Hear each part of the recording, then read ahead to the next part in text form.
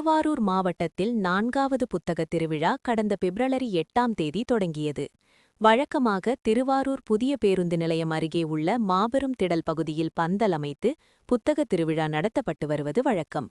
இதனால் புத்தகத் திருவிழா நடைபெறும் 10 நாட்களும் அந்த பகுதியில் பல்லாயிரக்கணக்கான மக்கள் திரண்டிருப்பர்.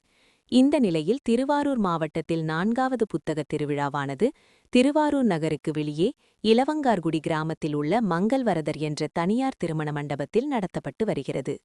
இந்த திருமண மண்டபத்தில் தரைத்தளத்தில் புத்தகத் திருவிழாவுக்கான ஸ்டால் அமைக்கப்பட்டுள்ளது. மேல்தாளத்தில் விழா அரங்கு அமைக்கப்பட்டு அதில் பள்ளி கல்லூரி மாணவ மாணவிகள் உரையாற்றி வருகின்றனர். இந்த புத்தகத் திருவிழா குறித்து பொதுமக்களுக்கு முறையான விளம்பர அறிவிப்புகள் செய்யாததன் காரணமாக இந்த 4வது புத்தகத் திருவிழா கூட்டமின்றி கலை இழந்து காணப்படுகிறது.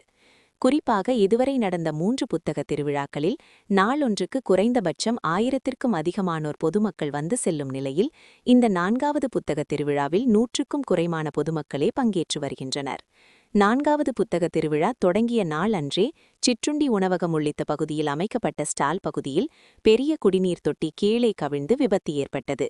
இதனால் அங்கு சமைப்பதற்கு வைக்கப்பட்டிருந்த உணவுப் பொருட்கள், மின்சாதனங்களில் தண்ணீர் தேங்கி வீணானது. அதைத் தொடர்ந்து 2வது நாளில் புத்தகத் திருவிழாவுக்கு மாணவர்களை அழைத்து வந்த பேருந்து திடீரென நின்றுவிட்டதால் பள்ளி மாணவர்கள் அந்த பேருந்தை தள்ளிச் சென்றனர். தற்போது நிறைவு நாளான இன்று புத்தகத் திருவிழாவில் உரையாற்றிக் கொண்டிருந்த திருவாரூர் மத்திய பல்கலைக்கழகத்தில் முதுகலை 1ஆம் ஆண்டு படித்து வரும் மாணவர் ரோஹித் பேசிக் கொண்டிருக்கும்போது திடீரென மயங்கி கீழே விழுந்தார்.